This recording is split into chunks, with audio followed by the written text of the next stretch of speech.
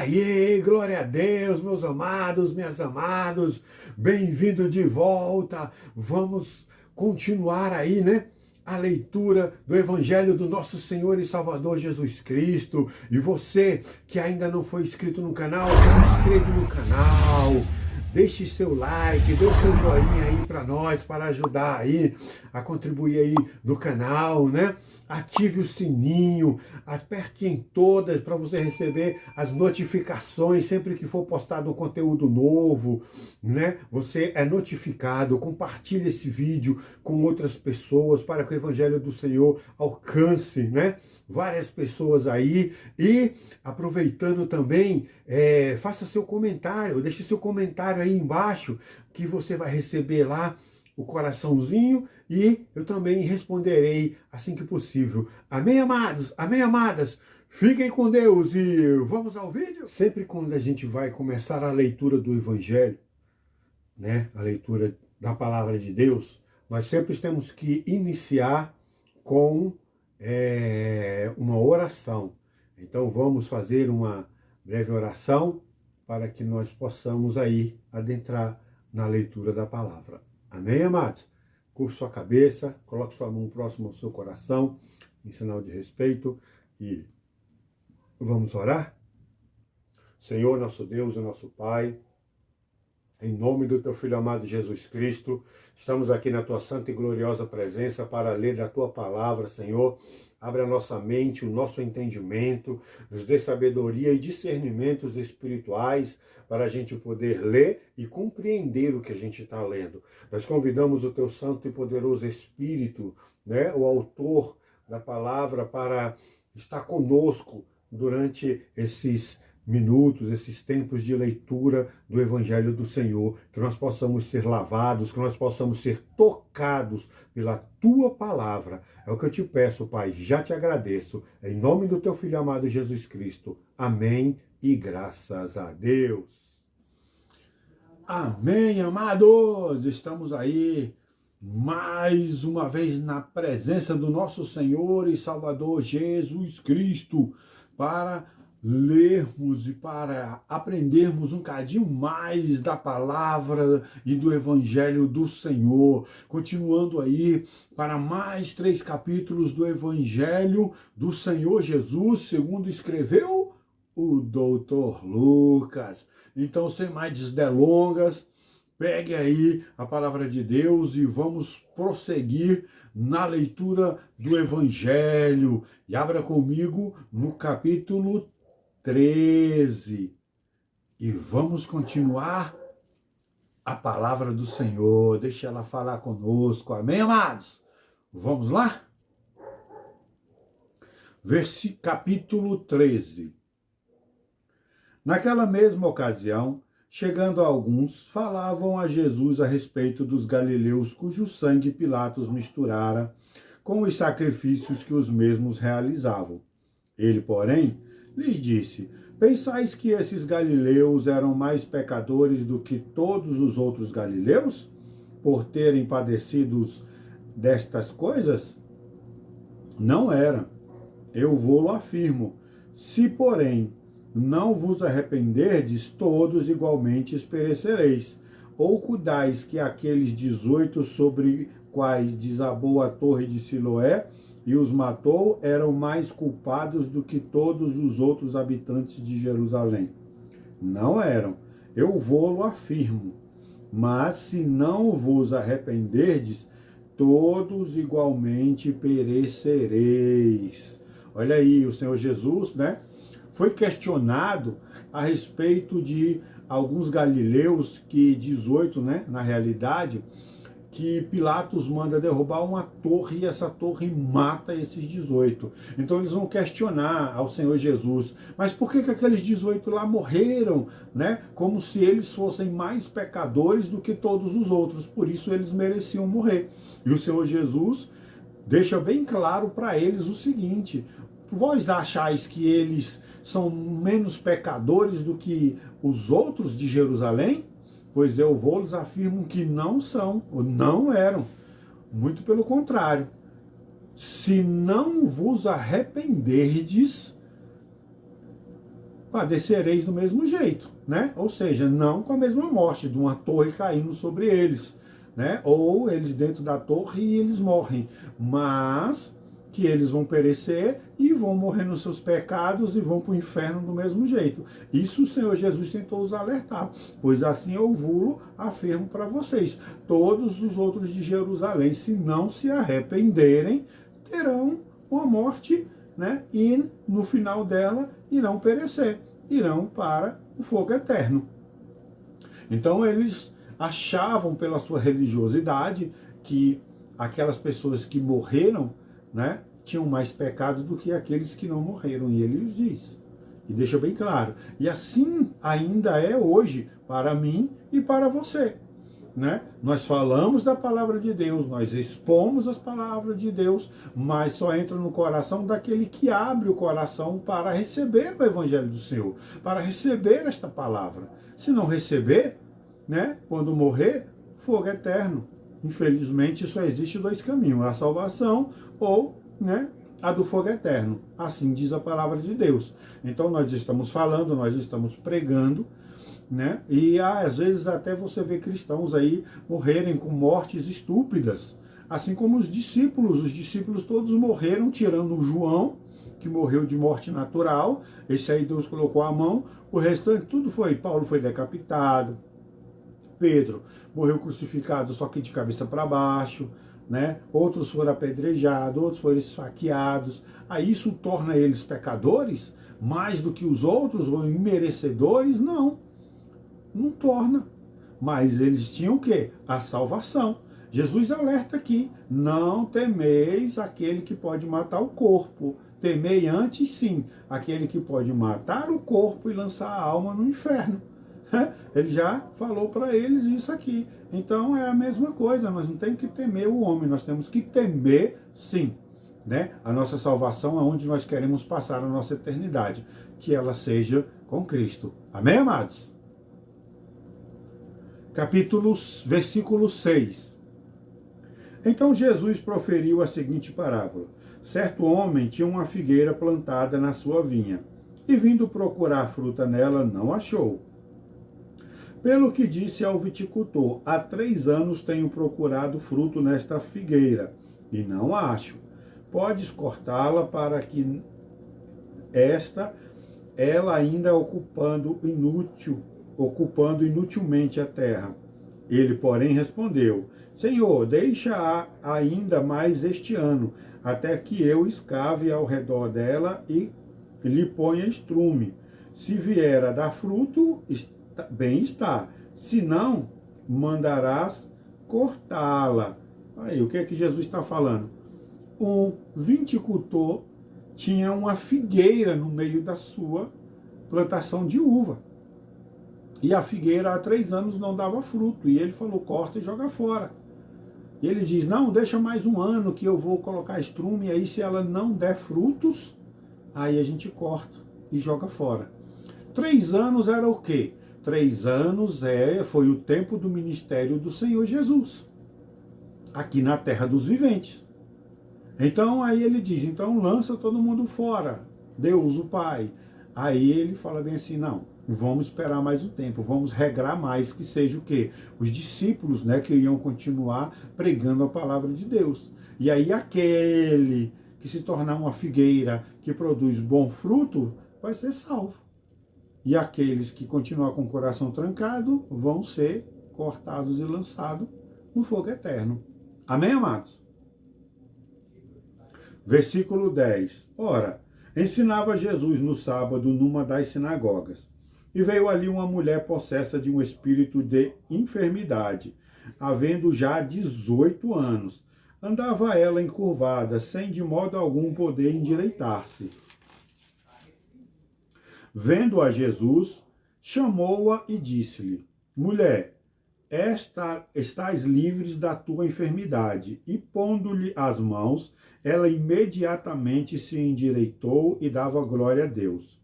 O chefe da sinagoga, indignado de ver Jesus que curava no sábado, disse à multidão, 6 dias há em que deve trabalhar. Vinde, pois, nestes dias para seres curados e não no sábado. Disse-lhe, porém, o Senhor: hipócritas, cada um de vós não desprende da manjedoura no sábado o seu boi ou o seu jumento para levá-lo a beber? Por que motivo não se deveria livrar deste cativeiro em dia de sábado esta filha de Abraão, a quem Satanás trazia presa há 18 anos? Tendo ele dito essas palavras, todos os seus adversários se envergonharam. Entretanto, o povo se alegrava por todos os gloriosos feitos que Jesus realizava. Aqui, ele cura uma mulher que há 18 anos, presta atenção, 18 anos ela andava encurvada, ela não podia endireitar a sua coluna. Então, Jesus tem um encontro com ela, impõe-lhe a mão e ela é curada. E o Senhor Jesus diz que Satanás aprisionou ela há 18 anos. Você sabe o que é isso? Espírito imundo que entrou nela e deixou ela naquela situação. Então, existem doenças que é do corpo, existem doenças que é da mente, e existem doenças que é lançada, sim, nas pessoas pelo próprio Satanás, através de seus espíritos imundos. Então, o que nós temos que fazer? Andar nos caminhos do Senhor, percorrer os caminhos do Senhor, porque se vós estiverdes doente ou coisa parecida, é permissão de Deus. Ou então é você mesmo que colheu com a sua má alimentação, com o seu sedentarismo, né? E aí o corpo, como tem os seus limites, mas o que Deus jamais vai permitir Satanás colocar espírito imundo dentro dos filhos dele. Porém, nós vamos colher o que a gente está plantando. Uma coisa é uma coisa, outra coisa é outra coisa. Você consegue entender isso aí? A diferença? Então, ela era possuída de um espírito imundo que deixava ela encurvada. Então, ela foi curada e foi liberta. Na realidade, ele expulsou o demônio dela e ela ficou normal. Mas aqui você não vê ele falando para ela, vai que a tua fé te salvou. Vai, né, que a tua fé te curou. Você está salvo. Ele curou ela e o que ele diz para ela, né? Pode ir. E aí ele vira para poder dar exemplo para os caras, né, que estavam lá apontando ele, porque era no dia de sábado, e dia de sábado os judeus não faziam nada, né? Eles tinham que respeitar os sábados, eles não podiam fazer nada, amados, nada.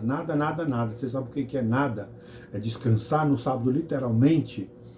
Então, por isso que ele joga na cara dos caras, os caras que tinham dinheiro, né, que eram os doutores da lei, né, eram os escribas, os fariseus, que ele diz, quem de vós que no sábado não vai desprender o seu boi ou o seu jumento, né, e levar ele a tomar água? Eles não podiam fazer nada. Então, o que a palavra nos diz? Que eles, envergonhados, calou a boca daqueles camaradas tudinho. E a multidão, que era a maioria pobre, que não tinha boi nem jumento, gostou do que o Senhor Jesus fez. Então, calou a boca deles. Eles ficaram calados e eles iam lá para serem curados. E Jesus foi trabalhando nos sábados e curando e libertando e fazendo o bem do mesmo jeito. Amém, amados? Versículo 18. E dizia, aqui é semelhante ao reino de Deus, e aqui o compararei. É semelhante a um grão de mostarda que um homem plantou na sua horta, e cresceu e fez-se árvore, e as árvores do céu aninharam-se nos seus ramos.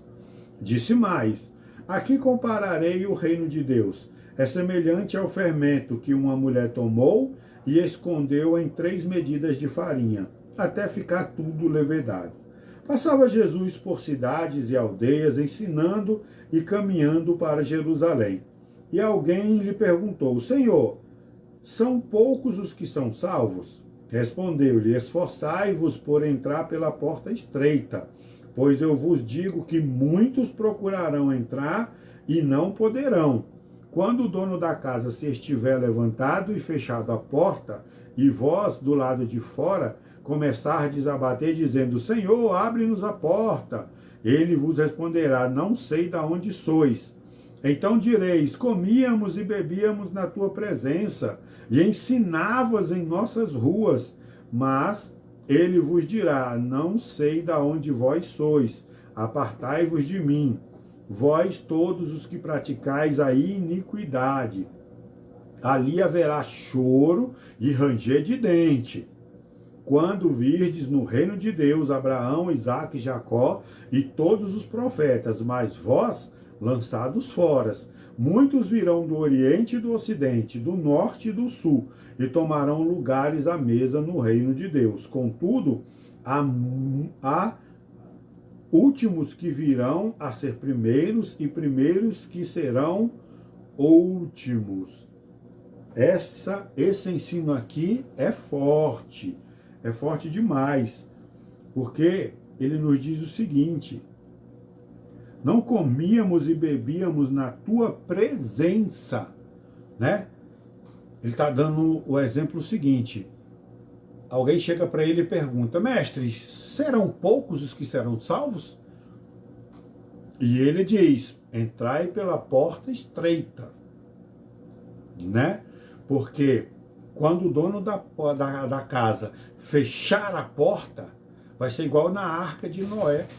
Na Arca de Noé, o povo não cria no que ia acontecer, até que a palavra nos diz que Noé entrou na arca e Deus fechou ela por fora. Então, quando começou o dilúvio e as águas começaram a subir, eles correram atrás de Noé lá, mas já era, balbal.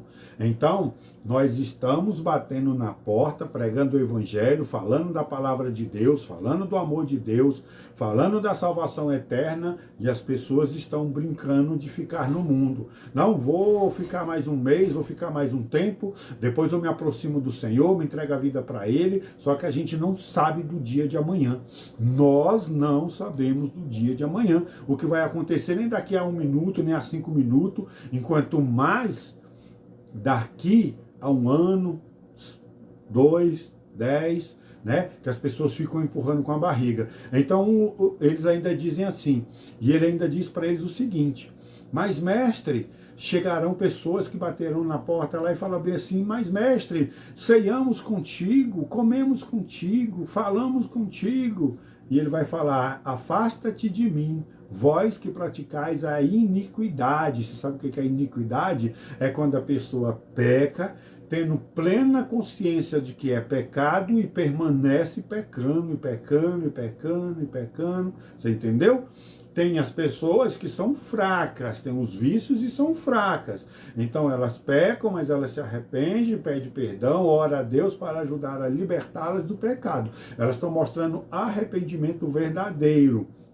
Exemplo é quem fuma, quem bebe, quem é usuário de droga e que demora ainda um tempo para conseguir se libertar do seu vício. Mas toda vez que está fazendo, a consciência está acusando e ele está ali arrependido e pedindo a Deus, Deus, me liberta disso aqui, me liberta dessa vida, muda a minha história. Uma hora, acontece, né? E é diferente daquele que pode estar na casa de Deus, pode até falar da palavra de Deus, mas para a glória e honra para o seu próprio nome, para engrandecimento do seu próprio nome. Então, quando as pessoas pecam, sabendo que é pecado, né? Mas elas não se arrependem, elas não têm vontade de se libertar do mal, né? De enganar os outros, de falar palavrão, de ficar espancando, de se aproveitar das pessoas, isso e aquilo. Então, esse aí é o pecado de iniquidade. Isso aí está completamente afastado dos caminhos do Senhor. Se diz cristão, pode até estar dentro da igreja, participa da ceia, mas Jesus não está dentro do coração. Esses aí vão penar. Ele ainda diz o seguinte, que haverá choro e ranger de dente. Então abra sua mente, se você ainda não recebeu o Senhor Jesus como Salvador, né? Receba, venha conhecer a palavra de Deus, venha mudar a tua vida, a tua história, a tua família, né? Porque muda você primeiro e depois as outras pessoas serão alcançadas e beneficiadas através da tua vida, da tua história. Amém, amados? E se você já recebeu a Jesus, mas você ainda não segue o que essa palavra te diz, que a gente tem que caminhar contra o que o mundo prega, né? Fala. Então, que você se arrependa, né? E comece a viver o que a palavra nos ensina. Amém, amados? Versículo 31. Naquela mesma hora, alguns fariseus vieram para lhe dizer, retira-te e vai-te daqui, porque Herodes quer matar-te. Ele, porém, lhes responde: ide dizer a essa raposa que hoje e amanhã expulso demônios e curo enfermos, e no terceiro dia terminarei. Importa, contudo, caminhar hoje, amanhã e depois, porque não se espera que um profeta morra fora de Jerusalém. Jerusalém, Jerusalém, que matas os profetas e apedrejas os que foram enviados. Quantas vezes quis eu reunir teus filhos como a galinha junta os seus do seu próprio ninho debaixo das asas, e vós não o quisestes. Eis que a vossa casa vos ficará deserta, e, em verdade vos digo, que não mais me vereis até que venhais a dizer: bendito o que vem em nome do Senhor. Ou seja, é forte isso aqui. Alguns chegam para ele e falam bem assim: Senhor, vai-te daqui, te afasta daqui, porque Herodes está tramando, querendo te matar. E ele diz: eis que eu vim para pregar um dia, 2 dias, fazer cura, libertar de demônios e vai vir o terceiro dia, então eu morrerei em Jerusalém, porque era lá em Jerusalém que costumava matar os grandes profetas, os profetas de Deus e os enviados de Deus também, alguns iam morrer lá, né? Estevão, o primeiro mártir da igreja, vai morrer lá ainda, em Jerusalém. Então, o que ele está dizendo isso? Ele não está dizendo que dali a 3 dias ele ia morrer. Está dizendo o seguinte, que ele veio e o ministério dele vai durar 3 anos, né? Mas que ele vai morrer lá dentro de Jerusalém. E quando ele se refere aqui a dizer que Jerusalém ficará deserta, é porque no ano 70 de Cristo já, né? Ele já vai ter morrido aí com 33 anos, Jerusalém vai ser sitiada pelo general, capitão romano lá, Tito, né? E ele vai invadir Jerusalém e vai matar muita gente. O historiador Flávio Joséfo relata que vão ser a média de 1 milhão de pessoas. Vai ter gente crucificado, queimado vivo crucificado, queimado vivo em fogueira, morto à espada. Então vai ser ali que eles vão se dispersar. Amém, amados? Então, Jesus falou e assim se cumpre. Amém? Vamos para o capítulo 14. Aconteceu que ao entrar num sábado na casa de um dos principais fariseus para comer pão, eis que o estavam observando. Ora, diante dele se achava um homem hidrópico. Então, Jesus dirigiu-se aos intérpretes da lei e aos fariseus e perguntou-lhes: é ou não é lícito curar no sábado? Eles, porém, nada disseram. E tomando-o, curou e o despediu. A seguir lhes perguntou: qual de vós, se o filho ou o boi cair num poço, não o tirará logo, mesmo em dia de sábado? E a isto nada puderam responder. Reparando como os convidados escolhiam os primeiros lugares, propôs-lhes uma parábola. Quando por alguém fores convidado para um casamento, não procures o primeiro lugar, para não suceder que, havendo um convidado mais digno do que tu, vindo aquele que te convidou e também a ele te diga: dá o lugar a este, então irás envergonhado ocupar o último lugar. Pelo contrário, quando fores convidado, vai tomar o último lugar, para que, quando vier o que te convidou, te diga: amigo, senta-te mais para cima. E ser-te-á isto uma honra diante de todos os demais convivas. Pois todo o que se exalta será humilhado, e o que se humilha será exaltado. Disse também ao que havia convidado: quando deres um jantar ou uma ceia, não convides os teus amigos, nem os teus irmãos, nem os teus parentes, nem vizinhos ricos, para não suceder que eles, por sua vez, te convidem e sejam recompensados. Antes, ao dares um banquete, convida os pobres, os aleijados, os coxos e os cegos, e serás bem-aventurado, pelo fato de não terem eles com que te recompensar. E a tua recompensa, porém, tu a receberás na ressurreição dos justos. Então Jesus aqui, né, foi convidado para a casa de um dos grandes, né, que perseguia ele para comer pão. E ele observando aqueles camaradas lá, os caras se acotovelavam para ficar perto, para ficar próximo. E então o Senhor Jesus vai e os ensina. Quando fores convidado para um casamento, não se queira sentar aqui na frente. Por quê?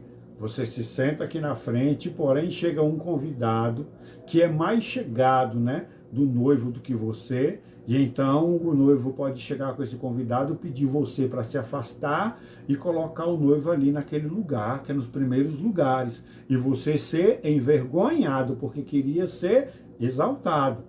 Mas eles ensinam o seguinte: senta lá atrás, porque aí o noivo ele pode ir lá buscar você, quem ele considera muito, e colocar lá na frente.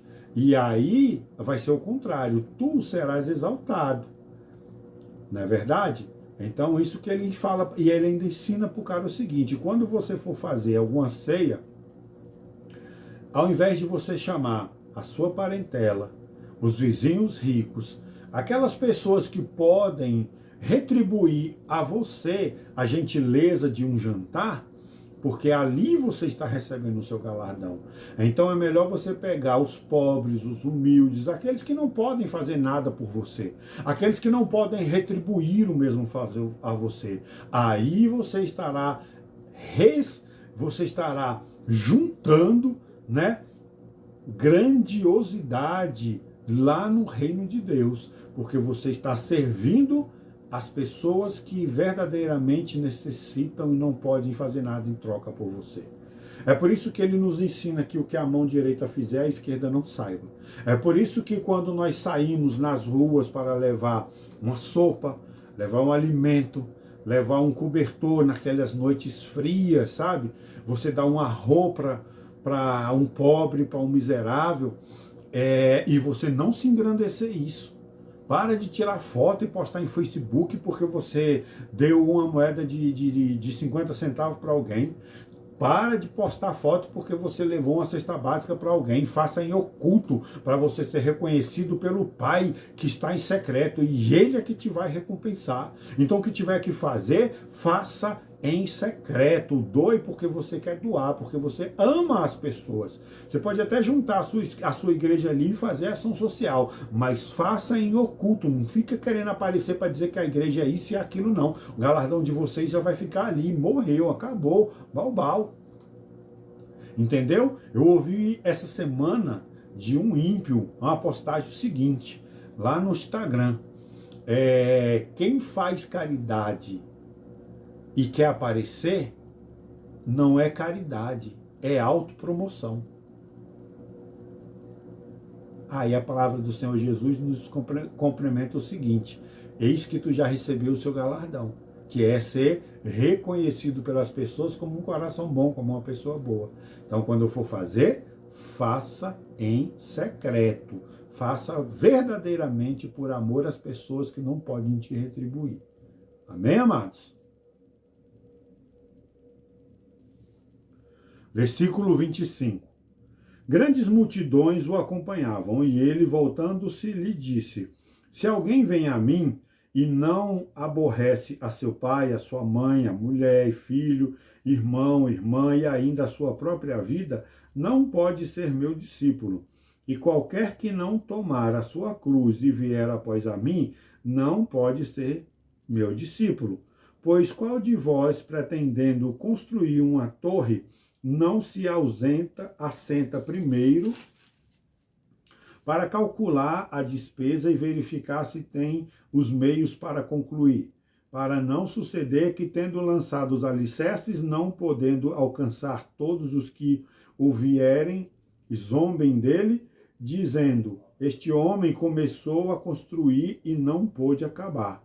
Ou qual é o rei que, indo para combater outro rei, não se assenta primeiro para calcular se com 10.000 homens poderá enfrentar o que vem contra ele com 20.000. Caso contrário, estando o outro ainda longe, envia-lhe uma embaixada pedindo-lhe condições de paz. Assim, pois, todo aquele que dentre vós não renuncia a tudo quanto tem, não pode ser meu discípulo. Olha como é forte isso aqui. Amados, ele está falando para quem? Ele está falando para as pessoas em quem ele estava pregando naquele momento. Né? Ele estava colocando as pessoas para terem um choque de realidade. Os discípulos, ele passa pelos discípulos e diz, segue-me. Imediatamente eles largam tudo para seguir o Senhor Jesus, inclusive a sua própria família. E eles vão ser aborrecidos porque a família vai falar, vocês largou a gente para poder seguir esse lunático e não sei o quê. Ou seja, vem pressão de todos os lados, amados. Vem pressão, mas aquele que é chamado para pregar o evangelho, ele tem que colocar Deus acima de todas as coisas. Nós vamos ser chamados de loucos? Vamos ser chamados de louco. Maluco vai ser chamado de maluco, mas isso é que agrada a Deus. É por isso que tem muitas pessoas que tinham bons empregos e Deus fala forte ao coração deles. Eu quero que você largue tudo e vá viver da obra, porque eu vou te sustentar. E aí pega a pessoa aqui, leva para um lado, leva para o outro, e o pessoal fala que louco, tinha um emprego tão bom, tinha um negócio tão rentável, e largou tudo para ficar andando de um lado do outro, igual um doido falando das coisas de Deus. São pessoas que vivem no mundo, segundo ao mundo, e fazem coisas do mundo. Não compreende quem se entrega totalmente à vida com Deus. Então ele está chocando aquelas pessoas ali, que ele está pregando, ele está curando, ele está fazendo muitas obras maravilhosas ali, e as pessoas ainda resistem em reconhecer ele como Salvador das suas vidas. Então vão acabar onde? No fogo do inferno, e ele está falando para eles, né? Se não largar tudo e não se arrepender para formar uma igreja humilde, verdadeiramente voltada com todo o seu amor para assistência ao próximo, negue-se a si mesmo. O que é negar a si mesmo? É você negar, renunciar por amor àquele que está ali necessitando de você, necessitando da sua ajuda, necessitando de uma palavra amiga. Hoje é a mesma coisa, amados. A mesma coisa. Só que ele por isso que ele ainda diz, naquele outro versículo, eis que virão pessoas do norte, do sul, né? De todos os cantos da terra, e sentarão à mesa com Abraão, Isaque e Jacó. E muitos de vocês não entrarão. Ele já estava falando para eles a profecia que ia se acontecer, que após a morte dele, os discípulos fossem dispersos para pregar a palavra de Deus. Essa palavra ia ser pregada para os gentios, né? Gentios é todo o povo que não é povo de Deus. No caso, nós também éramos gentios até receber Jesus como nosso Salvador. Então hoje, nós estamos aqui no Brasil, bem longe lá de Israel e daí de Jerusalém, e nós recebemos o Senhor Jesus e vamos sentar na mesa com Abraão, e muitos deles lá não sentarão porque ainda não reconhecem ele como Salvador. É isso que ele está falando para eles. Muitas pessoas virão de longe, dos quatro cantos da terra, e entrarão no reino de Deus, e muitos de vocês aqui, que são filhos de Deus, não entrarão. Porque a condição é essa, reconhecer ele como Salvador. E ele estava ali na hora, fazendo milagres, maravilhas, e as pessoas ainda mesmo assim achavam que ele era apenas um curandeiro. Então, abra o seu coração, persevere nos caminhos do Senhor, você entendeu? Sempre que você puder, façam bem às pessoas, façam bem àquele que você não pode, principalmente o pobre, o humilde, o bêbado que fica aí nas ruas caminhando de um lado para o outro. Não negue um prato de comida, não fique questionando, mas eu dei ali um dia e depois eu saí na esquina, o cara tinha jogado o pão fora, tinha jogado o lanche que eu dei para ele fora, eu não ajudo mais ninguém. Não seja assim. Não seja assim. Ali é o problema dele com Deus. Aliás, ele nem tinha Deus no coração, porque aquele que verdadeiramente tem Deus no coração, ele recebe o alimento que for, ele estando com fome, ele vai ficar feliz e satisfeito e agradecido. Então não julgue os outros por causa de um. tá? Não deixe de ser bom porque alguém fez o mal e não fez o que você achava que ele ia fazer. Faça com seu coração limpo e lavado. Amém? O que a mão direita fizer, o que a esquerda não saiba. Não faça. Não faça pensando desse jeito para você não travar o seu coração. Porque nós estamos trabalhando com pessoas. E pessoas são muito difíceis. Não espere reconhecimento, mas espere galardão, ser recompensado lá do alto e sublime trono do nosso Senhor e Salvador Jesus Cristo. Amém, amados?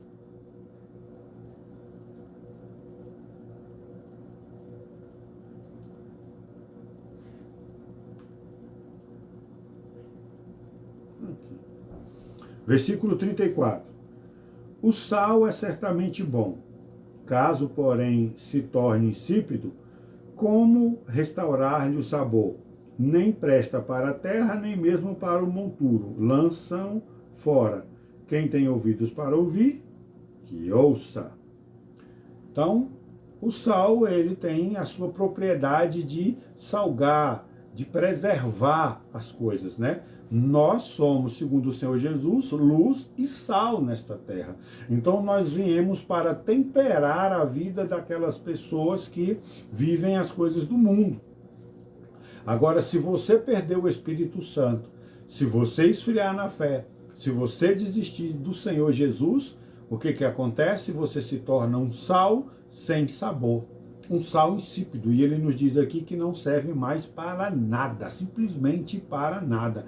Naquela época, o sal, quando ele perdia a sua propriedade de salinização, ele era jogado na terra para formar caminho para as pessoas, porque aonde se joga o sal, nada mais nasce. Se você joga ele assim no caminho e torna. Então, o que ele diz? Se a gente segue a ele, mas depois a gente desvia dos caminhos do Senhor, se afasta da presença de Deus, nós nos tornamos como um sal insípido e para nada nós vamos valer. Então nós vamos para o mesmo caminho daqueles que não têm o Senhor Jesus como Salvador. Amém, amados? Então pega essa dica aí. Capítulo 15. Aproximavam-se de Jesus todos os publicanos e pecadores para o ouvir, e murmuravam os fariseus e os escribas, dizendo: Este recebe pecadores e come com eles. Então lhes propôs Jesus esta parábola: Qual dentre vós é o homem que, possuindo 100 ovelhas e perdendo uma delas, não deixa no deserto as 99 e vai em busca da que se perdeu, até encontrá-la?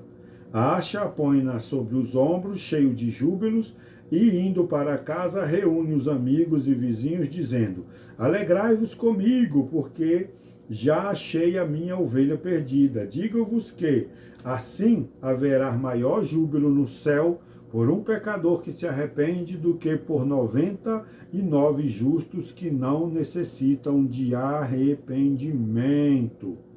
Ou qual é a mulher que, tendo 10 dracmas, se perder uma, não acende a candeia, varre a casa e a procura diligentemente até encontrá-la? E, tendo-a achado, reúne as amigas e as vizinhas, dizendo: Alegrai-vos comigo, porque achei a dracma que eu tinha perdido. Eu vos afirmo que, de igual modo, haverá júbilo diante dos anjos de Deus por um pecador que realmente se arrepende. E continuou: certo homem tinha 2 filhos. O mais moço deles disse ao pai: Pai, dai-me a parte dos bens que me cabe. E ele lhe repartiu os haveres. Passados não muitos dias, o filho mais moço, ajuntando tudo o que era seu, partiu para uma terra distante e lá dissipou todos os seus bens, vivendo dissolutamente. Depois de ter consumido tudo, sobreveio àquele país uma grande fome, e ele começou a passar necessidade. Então, ele foi e se agregou a um dos cidadãos daquela terra, e este o mandou para os seus campos a guardar porcos. Ali, desejava ele fartar-se das alfarrobas que os porcos comiam, mas ninguém lhe dava nada. Então, caindo em si, disse: Quantos trabalhadores do meu pai têm pão com fartura, e eu aqui morro de fome? Levantar-me-ei e irei ter com meu pai, e lhe direi: Pai, pequei contra o céu e diante de ti. Já não sou digno de ser chamado teu filho. Trata-me como um dos teus trabalhadores. E levantando-se, foi para seu pai. Vinha ele ainda longe quando seu pai o avistou. E, compadecido dele, correu, o abraçou e o beijou. E o filho lhe disse: Pai, pequei contra o céu e diante de ti. Já não sou digno de ser chamado teu filho. O pai, porém, disse aos seus servos: Trazei depressa a melhor roupa, vestiu, pondo-lhe um anel no dedo e sandália nos pés. Trazei também e matai o novilho cevado. Comamos e regozijemo-nos, porque este meu filho estava morto e reviveu. Estava perdido e foi achado. E começaram a regozijar-se. Ora, o filho mais velho estivera no campo, e quando voltava, ao aproximar-se da casa, ouviu a música e as danças. Chamou um dos criados e perguntou-lhe o que era aquilo. E ele informou: Veio teu irmão e teu pai mandou matar um novilho cevado porque o recuperou com saúde. Ele se indignou e não queria entrar. Saindo, porém, o pai procurava conciliá-lo. Mas ele respondeu a seu pai: Há tantos anos que te sirvo sem jamais transgredir uma ordem tua, e nunca me deste um cabrito sequer para alegrar-me com os meus amigos. Vindo, porém, esse teu filho que desperdiçou os teus bens com meretrizes, tu manda matar para ele o novilho cevado? Então lhe respondeu o pai: Meu filho, tu sempre está comigo. Tudo o que é meu é teu. Entretanto, era preciso que nos regozijássemos e nos alegrássemos, porque esse teu irmão estava morto e reviveu, estava perdido e foi achado. Aqui nós encontramos a seção de achados e perdidos da Bíblia, né? Ele começa contando uma história a parábola da ovelha perdida. Eram 100 ovelhas e uma se perde. Então, aquele pastor deixa as 99, lógico que eles não largam elas de qualquer jeito, deixa elas ali e vai procurar a que se perdeu. E ao encontrar, ele coloca ela nos ombros, leva ela de volta e se alegra muito com o retorno daquela ovelha, ao ponto de chamar as pessoas para se alegrarem com ele. A segunda parábola é de uma mulher que está dentro de casa e dentro de casa ela perde uma dracma. Então ela fica louca, né? Agoniada, desesperada, procurando essa dracma perdida. E ela acende uma candeia, que ela vivia no escuro, né? E ela encontra a sua dracma e fica muito alegre, né? E a mesma coisa, há júbilo diante dos anjos do Senhor por um pecador que se arrepende. E aí ele conta por último a parábola do filho pródigo.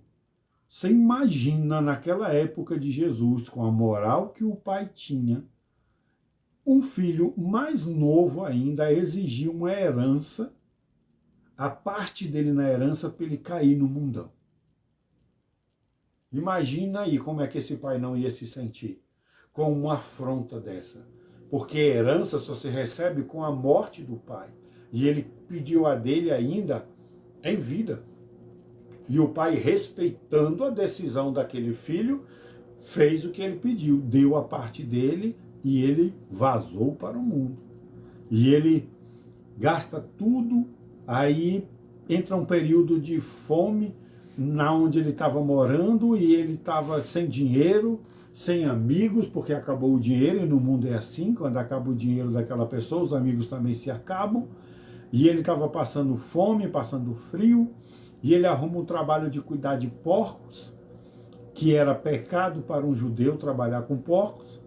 Aí você imagina o seguinte: ele via as alfarrobas. Você sabe o que é isso? É uma fruta que ela é redondinha e ela é doce. Então era esse fruto que era dado para os porcos na época, para eles se alimentarem. E a palavra nos diz que o menino desejava comer uma alfarroba daquela ali, que era doada aos porcos, e ninguém lhe dava nada que comer. Ele passava fome, ele tinha que se alimentar com o salário dele lá, quando tinha dinheiro. Então ele foi e lembrou, os empregados do meu pai têm pão que comer, tem fartura, e eu aqui passando fome. E ele reconhece a besteira que ele fez diante do seu pai que ainda estava vivo, de pedir a sua herança, né? Então ele diz, eu pequei com os céus e pequei contra meu pai também. Então ele reconhece que ele pecou contra Deus, era um conhecedor da palavra, e pecou contra o seu pai, porque o afrontou, né? E ele fala, eu não mais sou digno de ser chamado de filho do meu pai, mas eu vou voltar para lá, vou declarar que me arrependi e vou ser um servo do meu pai. Vou trabalhar como um escravo, né, do meu pai. E quando ele volta, o pai recebe ele, não julga ele, muito pelo contrário, recebe ele de braços abertos e manda matar um novilho cevado, ou seja, um novilho gordo, traz roupa, coloca-se anel, coloca sandália nos pés, honra aquele menino novamente como seu filho. E quando vem o mais velho, que sempre ficou do lado do pai, ele não consegue entender a felicidade do pai com o retorno do filho que desperdiçou os bens dele. Então ele vai questionar o seu pai, mas por que o senhor faz isso? Eu estou aqui há tanto tempo com o senhor nunca me deu nada para eu curtir com os meus amigos, e vem ele que gastou o seu dinheiro, gastou tudo seu, e o senhor faz isso tudo por ele. Não é verdade? Mas o que Deus está nos ensinando aqui? Que todos nós somos filhos de Deus. Existem as pessoas más, as pessoas ruins, existem aqueles que aos nossos olhos merecem a morrer, merecem mesmo acabar no fogo do inferno, né? São estupradores, são assassinos, são traficantes que acabam com a vida das pessoas, e a gente vê um traficante se arrepender, a gente vê um assassino desse se arrepender, e a gente quer mais que ele seja condenado, quer mais que ele vá para o fogo do inferno. Só que todos nós somos criaturas de Deus. Então quando a gente se arrepende e volta para os pés do Senhor, Ele nos recebe de braços abertos, amado. Essa é a grande mensagem. Inclusive tem pessoas que estão dentro da casa de Deus e não conseguem ter essa mesma misericórdia nos olhos, mas o Pai ensina, tudo que é meu é teu, porque você é o meu herdeiro. Certo? Mas a gente tem que nos alegrar porque ele estava morto. O que ele fala? Morto espiritualmente. E reviveu, ou seja, ele se arrependeu verdadeiramente e voltou para a casa do Pai. Tem pessoas assim que estão dentro da igreja e vão para fora da igreja. Tem pessoas que estão dentro de casa, estão perdidos dentro de casa. E tem pessoas que estão na casa do Pai, se afastam, mas se arrependem e voltam. O primeiro, o pastor precisou ir atrás. A segunda, ela se arrepende, né, vê que está vivendo em trevas, tem que acender uma candeia para achar o que ela procurava. Estava perdida dentro da sua própria casa, mas se arrepende, né? E o terceiro estava na casa do Pai, se arrepende e vai para o mundão, se revolta, quer dizer, vai para o mundão, lá apanha do mundo, apanha de Satanás, aí reconhece que está no caminho errado, tem um reconhecimento verdadeiro arrependimento, e aí ele volta para os pés do Senhor pedindo perdão. E há júbilo diante dos anjos de Deus por um pecador que realmente se arrepende. Amém, amados? Então, ficamos por aqui, né? E até o próximo vídeo, se Deus quiser.